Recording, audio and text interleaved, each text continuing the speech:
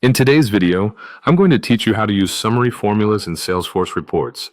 Whether you're new to Salesforce or simply looking to refine your skills, understanding summary formulas is essential for creating insightful reports that can drive data-driven decisions. So let's dive right in and take it step by step.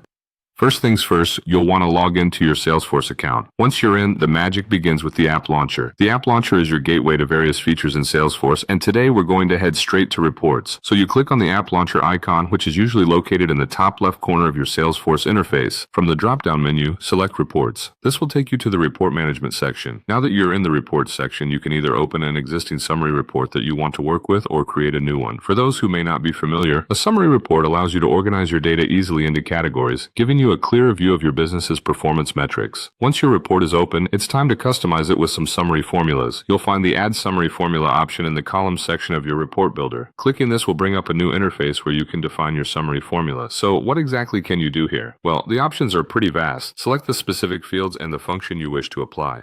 Salesforce offers a variety of functions like sum, average, and minimum, among others. This flexibility allows you to really tailor your formulas to fit your reporting needs.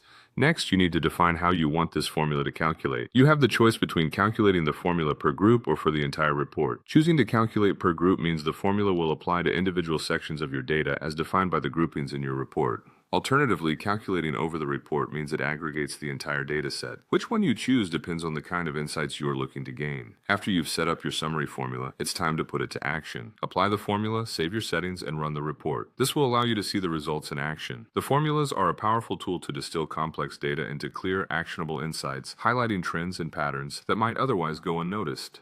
So, there you have it, a quick guide to using summary formulas in Salesforce reports. By mastering these steps, you'll enhance your reporting capabilities, leading to more informed decision-making in your organization. Make sure to explore and experiment with different formula combinations to see what best fits your business needs. Thanks for joining me today, and happy reporting!